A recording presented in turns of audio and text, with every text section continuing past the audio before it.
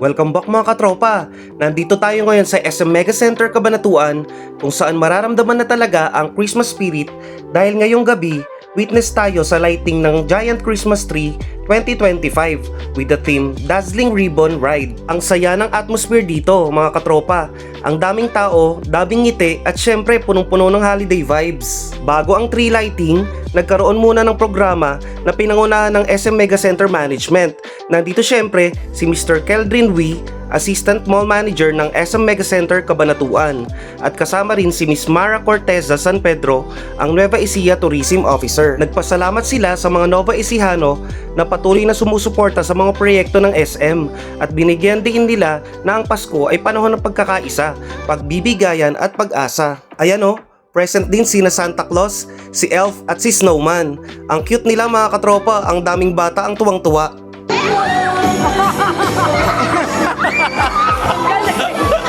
Isa sa mga highlights ng gabi ay ang special performance ng Hymn Harmonic Singers mula sa Cabanatuan City na pinamumunuan at conducted ni Miss Cherilyn Romualdo Santos.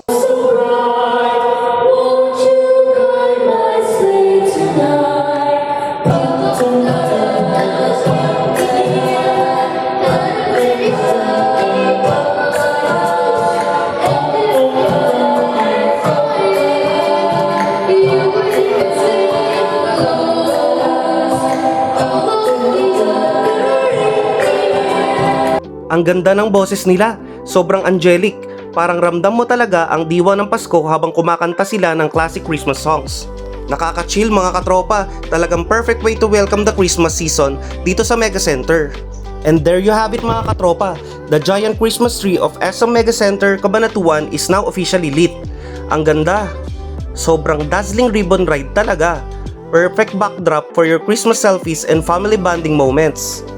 So kung gusto nyong maramdaman ang Pasko, tara na rito sa SM Mega Center Cabanatuan at sabay-sabay nating i-celebrate ang most magical time of the year. Mga katropa, don't forget to follow, like, and share. This is JR De La Peña and you're watching Kuya JR TV. Wow!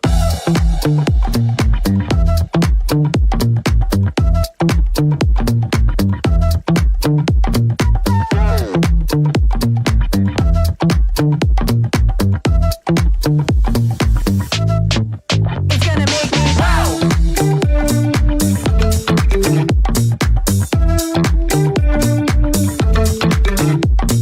Wow! It's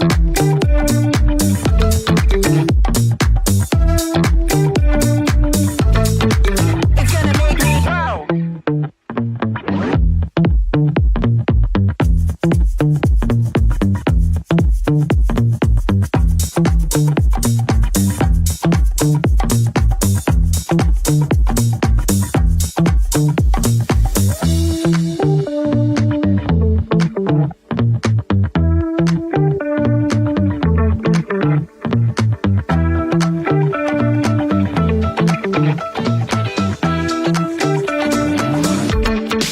It's gonna make me wow!